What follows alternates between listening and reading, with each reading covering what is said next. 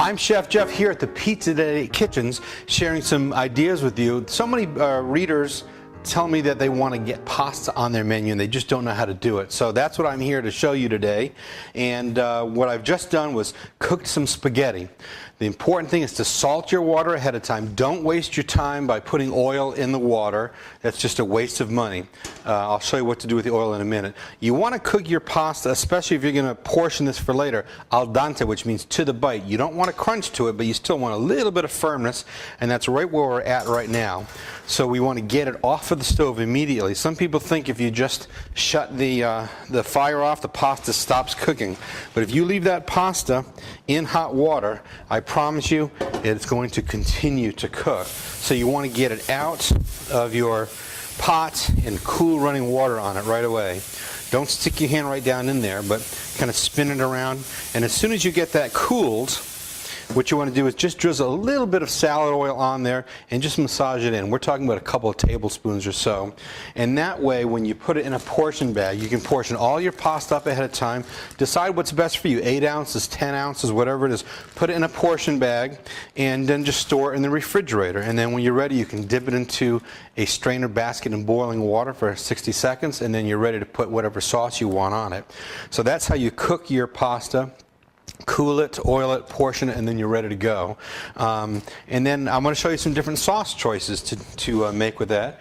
So I've already kind of have started here. I've got a little bit of butter and garlic here in the pan. I'm going to make some roux. Now, if I were in my kitchen making fettuccine alfredo to order like I used to years ago, I'd probably just use heavy cream to order and Parmesan cheese and garlic. But in a restaurant setting, when you want to make a batch, you have to do a little bit different. So instead of heavy cream, I use half and half. And I'm heating that up with some salt and some pepper. And then I'm just going to make a little bit of roux here with butter and flour, equal parts. And I do have a little bit of garlic. And Alfredo is very simple. We do half and half, salt, pepper, garlic, thicken with a little roux. We don't want it too thick because then we're going to add some Parmesan cheese once we take it off of the heat. And that is going to thicken it even more. And then as it sits in a steam table, you're going to get even a little bit more thickening going on. So we don't need to cook this crazy, but we just want to dissolve that flour into the butter. And we can shut that off. And I think the important thing is when you're adding roux to anything, whether it's a broth or a cream or a sauce, whatever you're making, it's very important that you're whisking your liquid as you're pouring your roux in. And then the other critical thing is to bring it back to a simmer before it's done. Otherwise, the roux didn't do its job thickening and you'll have some undissolved flour still floating around in your sauce. So very important that we get kind of a simmer, and I'm going to slowly add a little bit of roux. And this is probably about 3 cups of half and half. I have a little bit more roux here than I need. For about 3 cups, I would probably do about 2.5 tablespoons of flour, 2.5 tablespoons of melted butter. And again, we just need to bring that back to a little bit of a simmer. It'll make it a little creamier, a little thicker. Then we'll take it off the fire, add some Parmesan cheese, and we can set that aside and we'll have our Alfredo sauce. And then I'll show you a couple of things that we can do with that. So we're going to finish that up in just a second, and then I'm going to show you how to make some fresh pesto. So we'll be right back. Pesto is an awesome thing that you add to pizzas, to brush it on your crust, to add to pastas. And most people don't realize how simple it is to make. I pretty much have about 6 ounces of fresh basil right here. We're going to put about 1/3 of a cup of olive oil in here. And again, if we need a little bit more, we can once we put it in the blender. You can do this in a food processor as well. We're going to put about 1/2 cup of Parmesan cheese. We need some chopped garlic, about 1.5 teaspoons.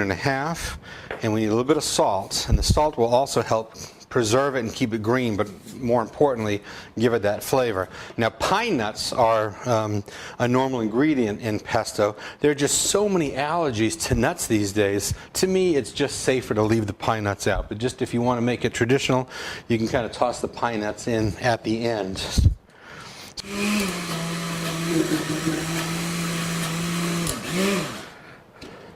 All right, so about 4 ingredients or 5 ingredients.